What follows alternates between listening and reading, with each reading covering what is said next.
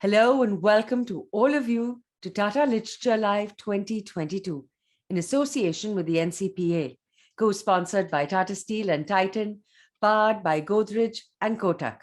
Thank you so much for tuning in to the first day of the online edit of the 13th annual Mumbai International Literature Festival you've come to become so fond of. This year, in its special combined format, we have 2 days of the online edits of the festival, today and tomorrow. And then for those in and around Mumbai, remember you can join us for the physical version of the festival at NCPA on Friday, November 11th, Saturday, November 12th, and Sunday, November 13th. And then additionally, at the St. Paul's Institute and the bookstore Tidal Waves, both in Bandra, on Saturday and Sunday. You can also log on to tatalitlive.in to check out our full schedule of sessions and speakers. So I'll be looking forward to seeing you all there too, because I'll be there. Now, over to our session, Sense and Census, How Demographics Underpin Global Transformations. In his book, The State of the World Atlas, Dan Smith says, as we encounter each other, we see our diversity of background, race, ethnicity, belief, and how we handle that diversity will have much to say about whether we will, in the end, be able to rise successfully to the great challenges we face today. In this session today, we explore demographic developments in different countries in order to see what might be in store for them and the world. Let's meet our two speakers for today. Dr. Paul Morland writes and speaks on the big demographic trends across the world, both contemporary and historic. One of the world's preeminent demographers, he has written 3 books, including Tomorrow's People and The Human Tide. His work has been translated into 9 languages, and he has written for some of the world's leading publications and broadcast on major international networks. Welcome, Dr. Morland. Thank you. Dr. Morland will be in conversation with Rukmini S., who is an independent data journalist. She was the first data editor of an Indian newsroom, first at The Hindu and then at HuffPost India. She now writes for a range of publications on topics including inequality, gender, caste, and politics. Her work on estimating COVID deaths in India won a 2022 Sigma Award, amongst a host of others. Her first book, Whole Numbers and Half-Truths, What Data Can and Cannot Tell Us About Modern India, was published in December 2021. Right, now over to you, Dr. Morland and Rukmini, for Sense and Census. Thanks very much, Meher. Great to speak to you, Dr. Morland. It's an honor to speak to you. I enjoyed reading the book enormously. And I want to begin really with a confession. I think I was one of those people who, until as recently as, say, a year or 2 ago, didn't actually think of depopulation or sort of the reversal of historic trends as something that I needed to pay any attention to from an Indian perspective. It really seemed to me as a first world problem and something that India didn't need to think about. And one of the things that's become stark in India over the last year in particular has been that the global depopulation or sort of slowing down of population growth is very much going to be an Indian story as well. So I was wondering if you'd be able to start us off, situate your argument also within the context of a country like India that has historically only dealt with the quote-unquote population explosion problem. Well, India is not an island. So even if India had the perfect demographic scenario, India is going to have to deal with a world with different economic scenarios. It's very hard to say exactly what the falling population of China will mean for India over the next 70, 80 years, or the decline of the European population, but it will have an impact on India, if maybe second order. The second thing to say is that India is on a journey that others have been on, and others are ahead of India and others are behind India. That journey is the journey of demographic transition from high fertility, high mortality, high infant mortality, through falling infant mortality, lengthening life expectancy. And India has been very successful in many of these dimensions, and a rapidly expanding population to the point where fertility rates level off. Now, India at the current moment is almost in the perfect position. It has a falling infant mortality rate. It's done very well in that respect. His life expectancy is really quite good, and it's improved a lot over the recent decades. I mean, a good way would be to look at the gap between, say, US and Indian life expectancy, and it's narrowed enormously. And in terms of fertility, it's come down a long way, and it's somewhere a little over 2 at the moment, probably just about at replacement level. And the big question for India is, will it stay there or will it keep falling? There are countries that have got to where India is now and have kept their fertility rate at about the current level. So somewhere a little above 2. If you look at Sri Lanka, say, for all its problems, its demography is in fairly good shape. Indonesia, there are countries that have got down to about replacement level fertility and have stayed there. But there are many, many other countries which have got down to that level and kept going down. Now, when you go down, the two questions are, how low does it go and how fast does it fall? If you look at Britain, for example, we got to below 2, so sub-replacement, below 2.2, below 2, something like 1970. But because we weren't that much below, and because we fell gradually, it's only in the next decade that lives and births are going to outbalance each other. Long after you get to replacement level fertility, you've got so many young women having children, albeit not that many, and relative to the population, few older people because of your demographic pyramid, that the population continues growing. So India, even if it goes below replacement fertility, could have decades and decades of gentle population growth. So India is not facing the cliff edge.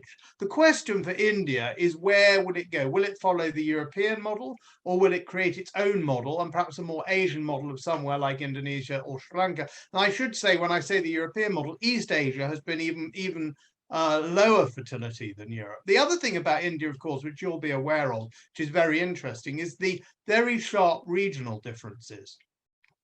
So first of all, there are regions where fertility has fallen and been low for a long time, have been below replacement level for a long time, particularly, I mean, Kerala particularly comes to mind. The richer and more developed parts of India, and also the parts of India that have had more interventionist governments that have prioritized family planning. Other parts of India, the poorer parts, UP, Bihar, and so on, the fertility rate is still fairly high, although it's come down a long way. So what's quite interesting in India's case is a very wide regional variation, which I suppose is what you would expect in a country with such extraordinary diversity, both culturally, linguistically, religiously, and in terms of economic development that you have in India. Yes, thank you for that. And it also sort of reminds me of the fact that that the conversation in India hasn't really sort of caught up to these multiple realities. So we're still having one very 60s, 70s argument in India, while, as you point out, there should potentially be multiple simultaneous conversations around, each tailored to sort of address these different speeds of fertility change and demographic change that are going on in India. I mean, I was astonished to hear, and I still almost find it hard to believe, that the fertility rate in Kolkata is 1. I haven't been to Kolkata since 1986, so a very long time, and I'm sure it's changed enormously since then. But back in 1986, everyone would have assumed that a city like Kolkata was not going to be very different from the countryside. And indeed, if you take cities like Lagos, it's not generally urbanization correlates with lower fertility rates. And as women move to the cities, they have more opportunities. There's a greater chance to educate your children and invest in your children. So it's rationally economic to have smaller families. A whole range of reasons why urban areas are generally lower fertility than rural areas. But the whole of West Bengal is pretty low, and for Kolkata to be somewhere like Singapore seems extraordinary. And I think there is this tendency, actually, that demography is actually moving ahead of socioeconomic development. So back in the 70s, there was a very clear correlation between things like urbanization, income, and other measures of development, literacy, and fertility.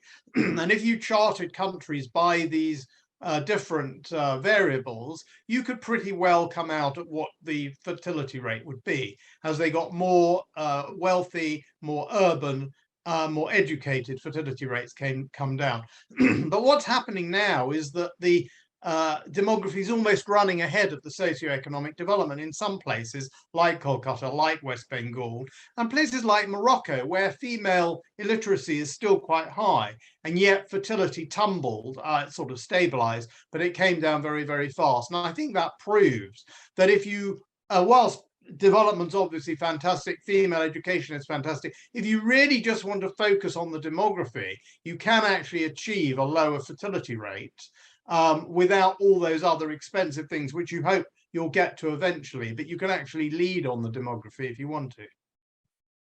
Right, absolutely. And this sort of notion of upending what are sort of standard processes is sort of what I wanted to talk to you next, which is, to zoom out a little bit, and the question of why is depopulation something we should worry about? Because, if we assume that the future of economic growth will not look like the past, that it will be more technology driven and will have that human labor, and the need for sort of bodies on the ground will be less if we think of economic growth going forward, then that seems in some way to me to attack the economic argument against global depopulation. So, you write in your book that one of the most fulfilling things for you personally has been parenthood, and I feel the same way. But to take a sort of to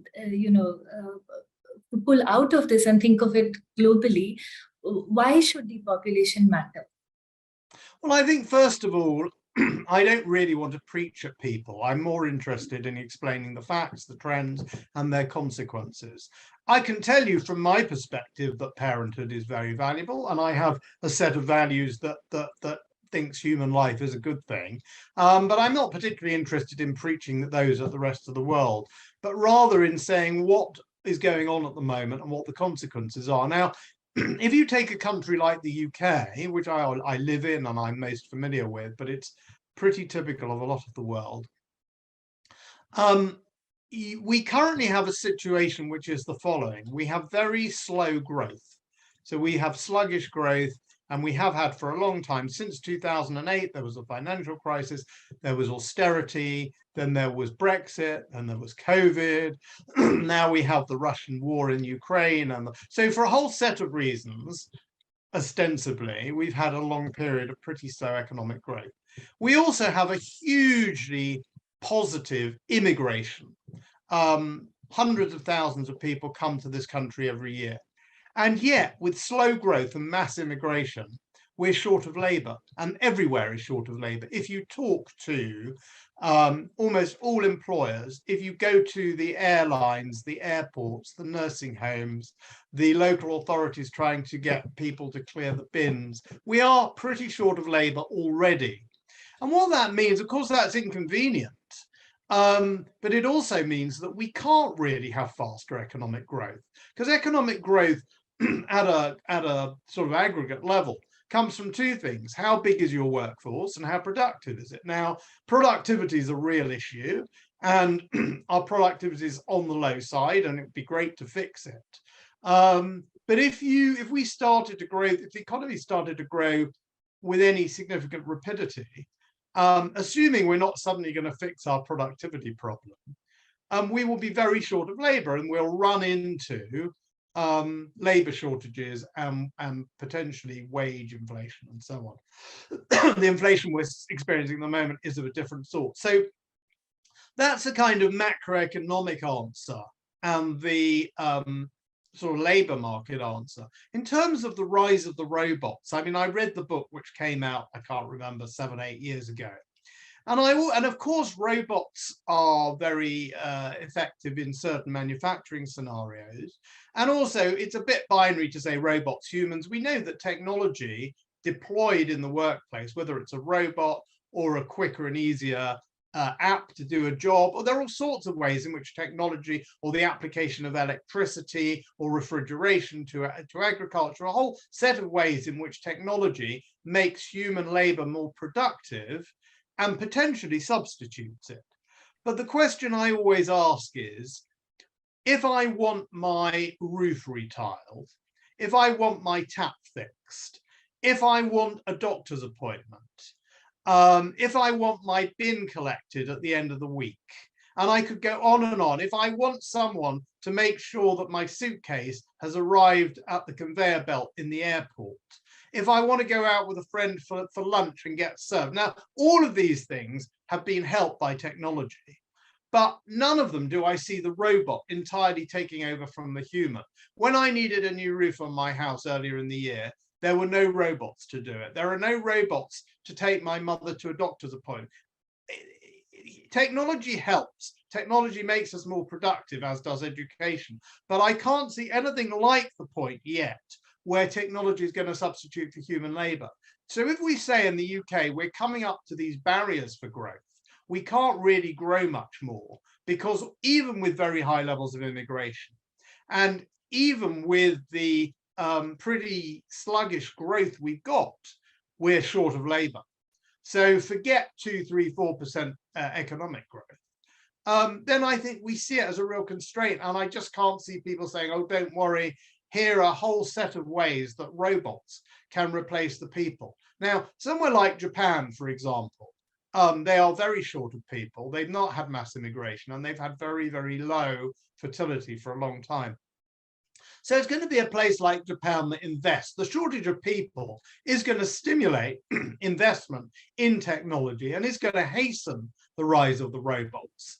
In fact, I remember going back to the 80s, and it was a very, very different environment, of course, being told in India, we don't really invest much in computers because we simply can't afford to take away all the labor that is provided by the clerical and other processes. So there's obviously a relationship. So my point there is that when you've got a real excess of labor, it can actually stymie your investment in technological progress. And when you've got a shortage of people, it stimulates, as in Japan, investing in the robots, which we'll say the robots are shorthand for technological development that substitutes labor. But I think the two processes are not going hand in hand. I think in much of Western Europe, North America, and East Asia, the shortage of labor is running well ahead of the ability of technology to sort the problem. Thank you. Yes. So you mentioned here these sort of economic trade-offs between policies around immigration, for example, and birth rates, and sort of what that means for a naturally increasing population. And there are the economic trade-offs of the sort that you mentioned here. But there's also political trade-offs that we see across Europe, for example, even in North America, some of the conversation around it. And it always strikes me that there's a sort of disconnect, or even a sort of argument, a logical fallacy in the same groups of people being both anti-immigration and pro-natalist. So do you see this as a sort of political contestation, not just one of economic ideas? No, I think the contradiction is between being anti-immigration and anti-natalist. So if you say effectively, I'm too busy to have children, I don't want to have a large family, it's all a bit of a nuisance, but I really hate immigration, then I think you're being inconsistent. And as I put it, I think in an FT article some years ago, people on the right cannot complain they're replacing us, talking of immigrants, when they're not prepared to replace or reproduce themselves. So I think it's antinatalism, or effective practical antinatalism, the refusal to have children, but to expect the work to be done, but to at the same time to oppose immigration. That to me is the contradiction.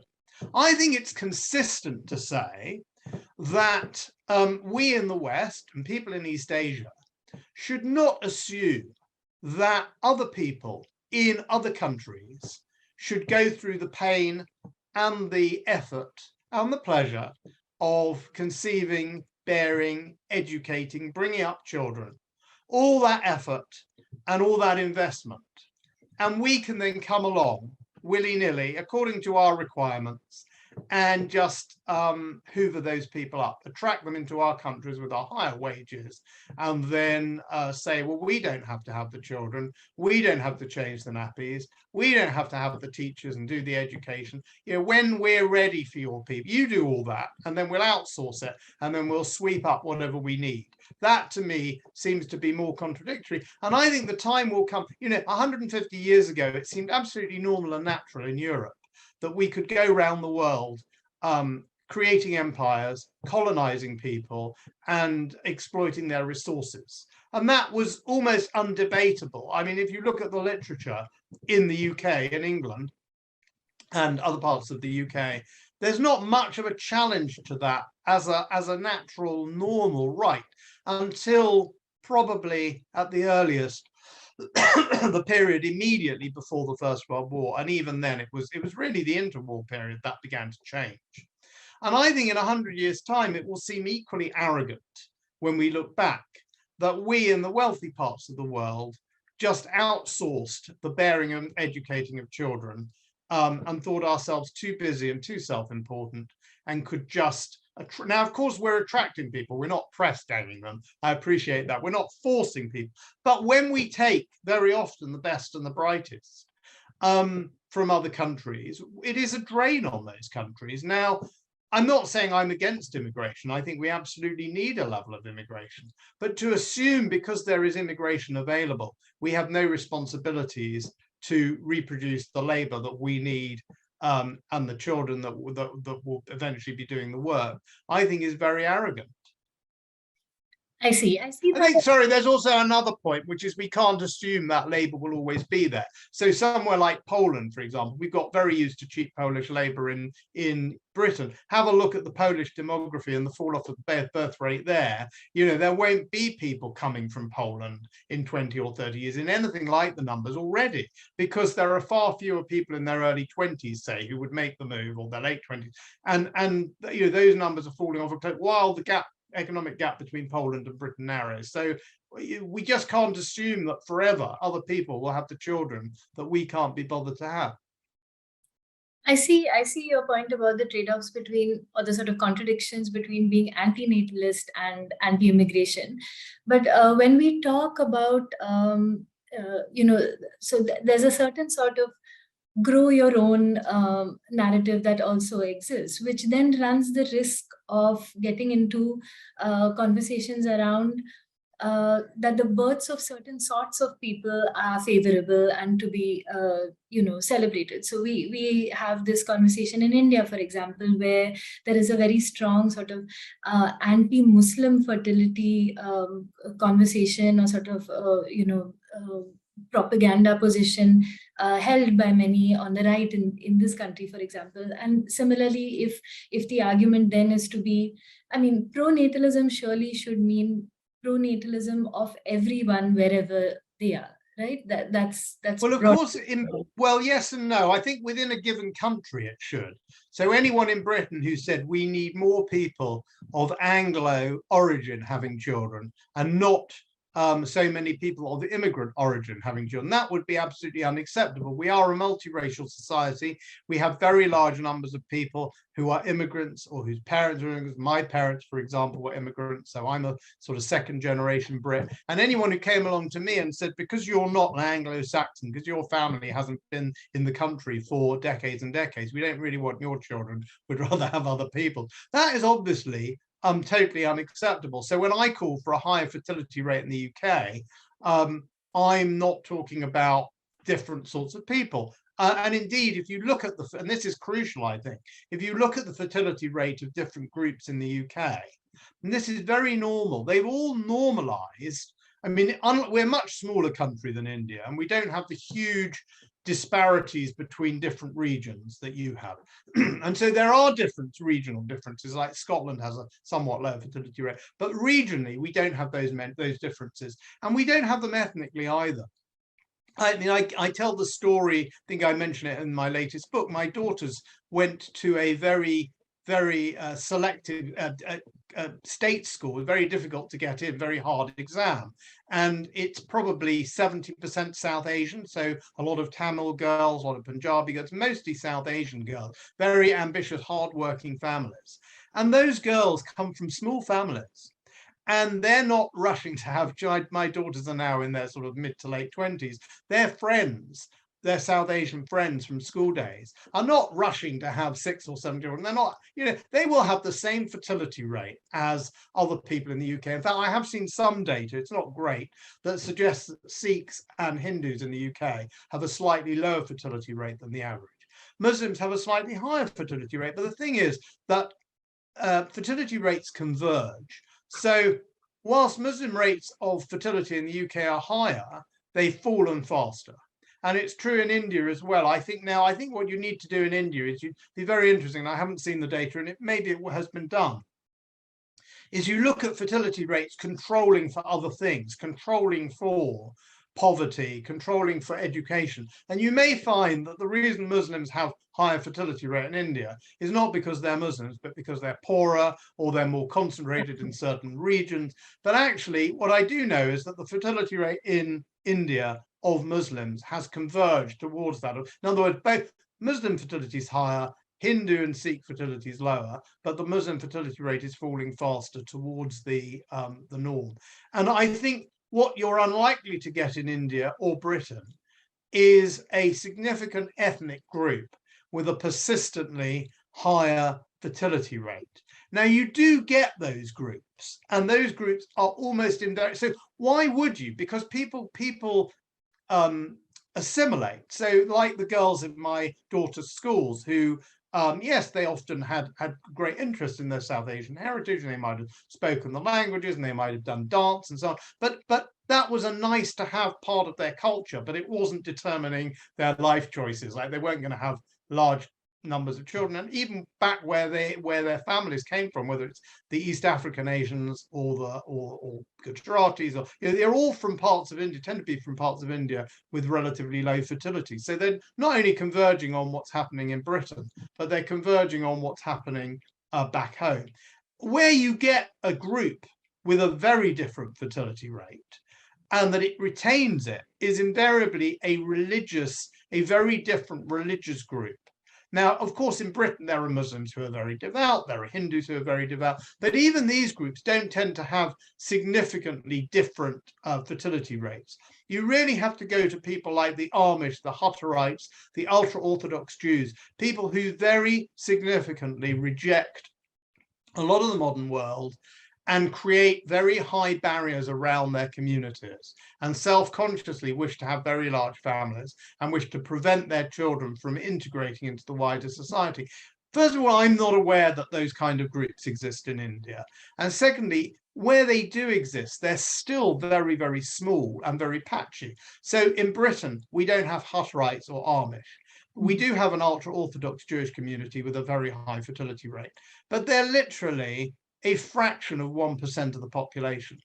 And in America, there are more of them. Israel is a case where they have quite a large ultra-Orthodox population. So I think you have to, in the Indian context, I'm not at all convinced that you have subgroups with significantly higher fertility rates that are persistent and which will significantly change the ethnic balance or the religious balance in India.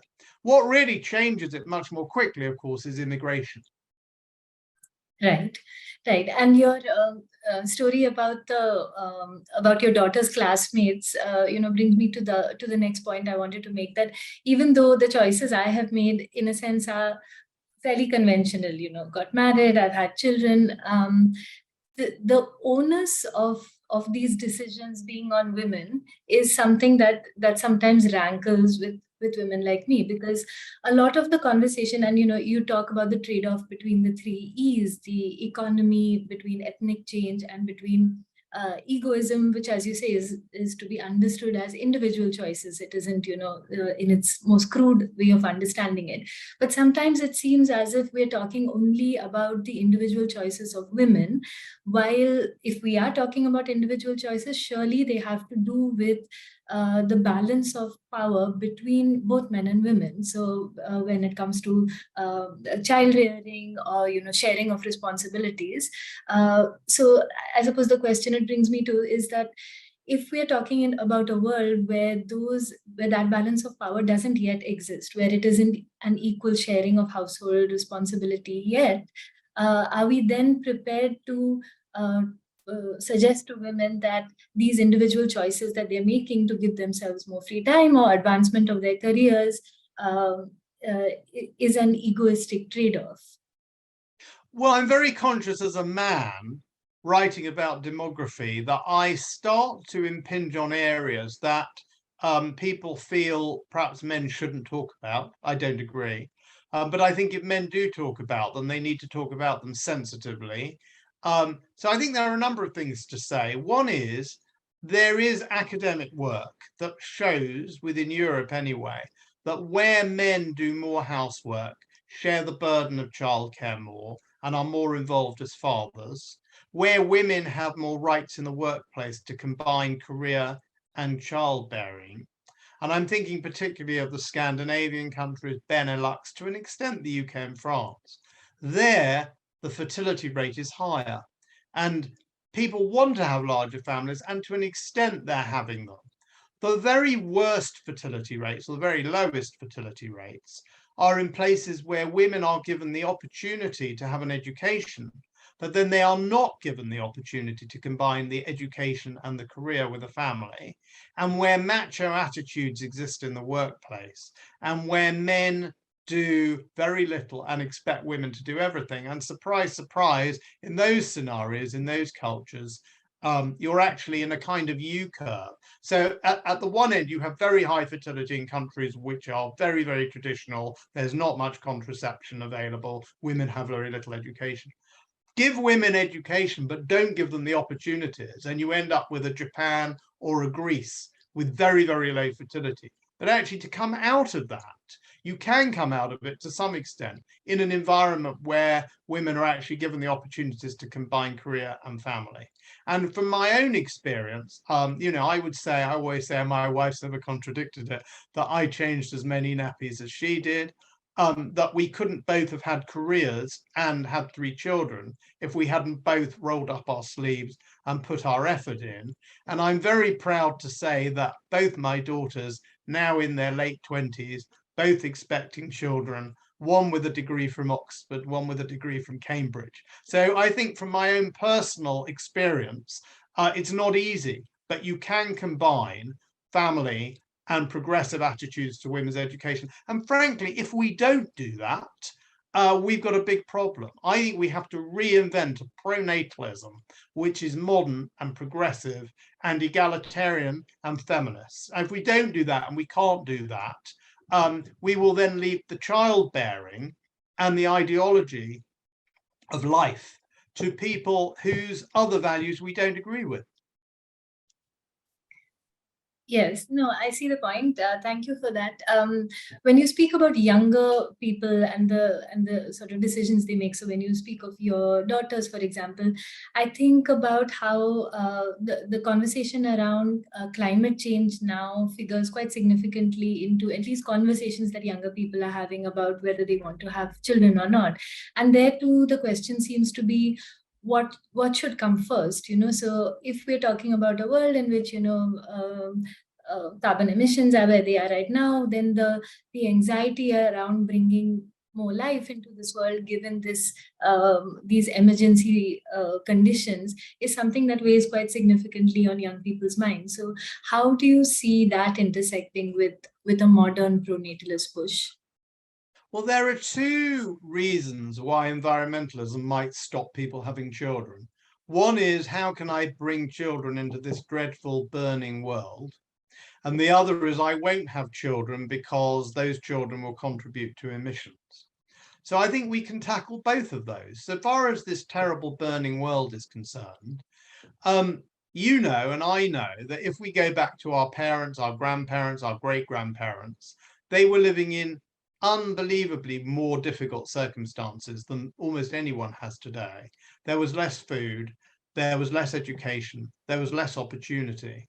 And indeed, in the places of the world today where fertility is high, it's in places where people really have a very tough battle in life. I mean, thinking particularly of parts of West Africa, and yet they are still having children and actually wanting to have children. So I'm all in favor where we have very, very high fertility rates of spreading family planning, and as we've done in India, and giving people choices. I mean, I think that's absolutely essential.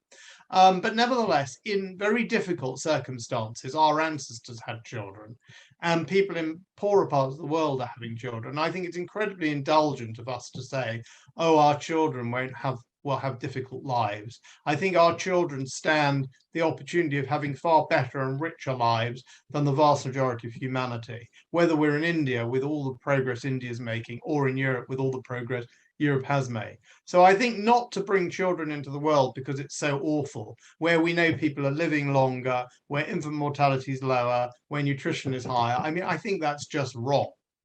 In terms of, oh, I don't want to have a child because that child will emit carbon, I think there are a couple of responses to that. One is, when, I mean, it used to be said in the debate between Malthusians and anti-Malthusians, that one set, the Malthusians see a mouth and the anti-Malthusians see a brain or a pair of hands. In other words, the Malthusians say it's another person who'll eat. But the anti-Malthusians say there's someone else who can think, who can invent, who can do creative work. And I think that's true still today. So I think we have to look at the next generation and say they're the ones who will solve many of our problems.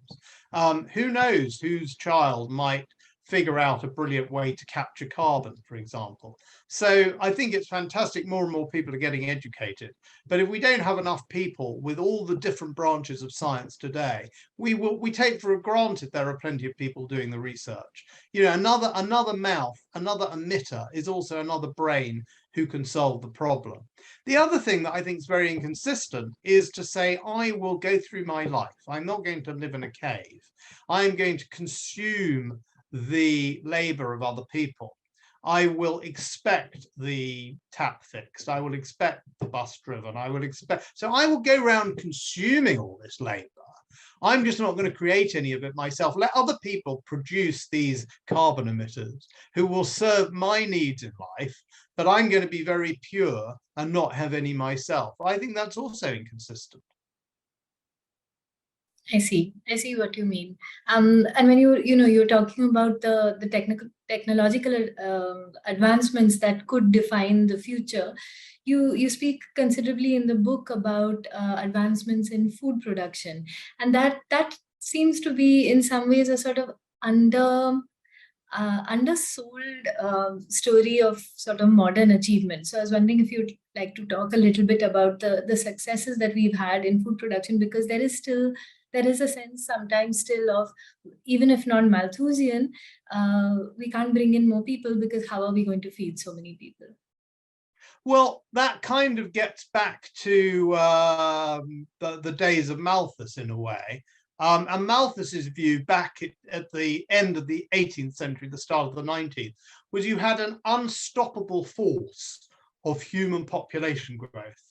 Each couple would have at least 4 children, or 6 on average, and then and population will grow and grow and grow and grow and grow. But then there's the immovable object of food production. If wars and diseases didn't get people, and they would push up against the barrier of what food could produce. And food production would only grow steadily, only very slowly. But in fact, what's happened since Malthus's day, and it's happened in different waves. It happened at the end of the 19th, beginning of the 20th century lots happened in the 19th century, actually, with shipping of food and agricultural progress. And then we had the Haber-Bosch process, and then we had Borlag and the Green Revolution, which you know all about in India. And what we've actually found is that our food production has grown far faster than Malthus could have imagined. And at the same time, we've learned to control our fertility in ways that Malthus couldn't have imagined, and we've chosen to control it, perhaps over control it. And so we still have this Malthusian mindset of humanity pushing up against a boundary of food productivity, a frontier, Malthusian frontier, at the edge of which we will all be, because we will push up against it, the vast majority of us will lead lives that are very poor. And actually what's happened is the opposite. We've managed to increase food production exponentially, and we've been very effective at controlling our own fertility. So I think the Malthusian paradigm is over. The Malthusian mindset lives on. Right. Right. And one of the sort of provocative ideas that you leave us with towards the end of the book is that although, the world of fertility, demographic change, aging, life expectancy has changed significantly already, and we need to pause and consider what that means for the future, we also need to think about potential future scenarios in which a radical increase in life expectancy could sort of realign our notions of how we think about the future. That struck me as interesting. I haven't heard that discussed much. So I was wondering if you wanted to talk a little bit about that, because you almost think of 100 as some sort of magic cutoff figure, and that sort of leads to a poverty of imagination. Even you don't really consider what the world could look like. Well, there's a chart in my book that shows survival rates. So take 100 children born at the age of 0 and see how many survive to 1 to 2 to 10 to 20 to 50 to 70. And the shape of that curve historically was a sharp fall off. So a relatively small percentage would still, maybe a third would only, maybe 2/3 would only 2/3 would be alive at 1, and maybe only a half at 16 or 17. So it went like that. And then over time, it goes more and more like that, so that nowadays in most modern societies, and India is probably pretty much the same, you will find that the proportion who are dead at 10, at 20, at 40, at 50 isn't that high. More and more people. So a lot of the gains in life expectancy are not about people living to incredible ages. It's just more and more of us taking it for granted we're going to live to 70 or 80. Now, 100 still seems very extreme, but in Japan, there were perhaps 100 people over 100 in 1950, and today there are about 70 or 80,000. So we're going to have an exponent. So what's happening essentially is the shape of that curve is shifting with more and more people living to an old age. It seems that almost nobody lives beyond 120 at current technology. And there's one person who may have done, and there's some controversy about whether she really did, but properly verified cases in Japan, the oldest person in the world is almost always Japanese and is almost always like 118 or 119. So the first thing is that when we could all get to the point where that sort of 110, 120 becomes much more the norm. Then the question is, could we go beyond that? And then I think we're in the realm of science fiction at the moment, or as I put it in the book, the day after tomorrow's people. So I think there's so much to absorb and understand about demography as it exists today and as it's panning out. I didn't really want to get too much into the science fiction, but I do wonder if we could all live, never mind forever, to 300 or 400, say. So if we took that 120 and doubled it, or just increased it by 50%, if we were all living to 180, I think it would profoundly change all sorts of things. And of course, the question would be, what sort of lives do we lead? Do we age gradually? Do we spend decades and decades living in extreme old age? I had a neighbor living over the road who died about a year ago.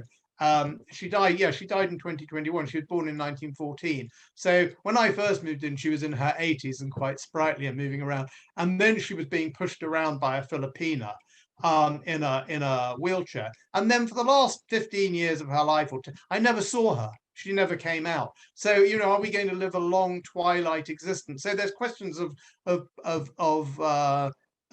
science and possibly science fiction, but also quite questions of ethics. How long do we want to keep people alive, and exactly for what? And again, I think these are really interesting questions. They're questions that come at the end of the book, because they're questions, I think, for other people to pick up. I think I've got my work covered, as it were, with the demography. Thank you very much, Dr. Morland. Pleasure to speak to you. Over to you, Meher. Thank you so much, Dr. Morland and Rukmini S, for that wonderfully informative conversation. And a huge thanks to you, our ever faithful audience, for joining us today online. Tomorrow, our online sessions start off at 6 p.m. IST with No Looking Back, the perilous pursuit of power and prosperity with Pankaj Mishra in conversation with Sonal Shah. And at 7 p.m., Eyes on You, Big Tech and the Loss of Human Agency, where Dave Eggers is in conversation with Malavika Jairam. And for those of you in and around Bombay, remember you can join us for our exciting offline festival starting on ground on Friday, November 11th at the NCPA and continuing through Saturday and Sunday, and at the St. Paul's Institute of Communication Education and the Tidal Waves bookstore through Saturday and Sunday, featuring authors and ideologues such as Mamang Day, Gitanjali Shri, Malika Sarabhai, Mahesh L. Kunjwar, Gav Patel, and Dr. Shashi Tharoor, amongst so many others. Do check out our website, tatalitlive.in, for the full schedule of speakers and sessions. Huge thanks to our title sponsor, Tata. Tata Literature Live 2022 is in association with the NCPA, co-sponsored by Tata Steel and Titan, powered by Godrej and Kotak. The festival's social media handle is @Tata Lit Live across all networks. And that concludes our final session for today. But continue logging on to Tata Literature Live 2022, where you can enjoy turning the page. See you online tomorrow. Happy reading and good night.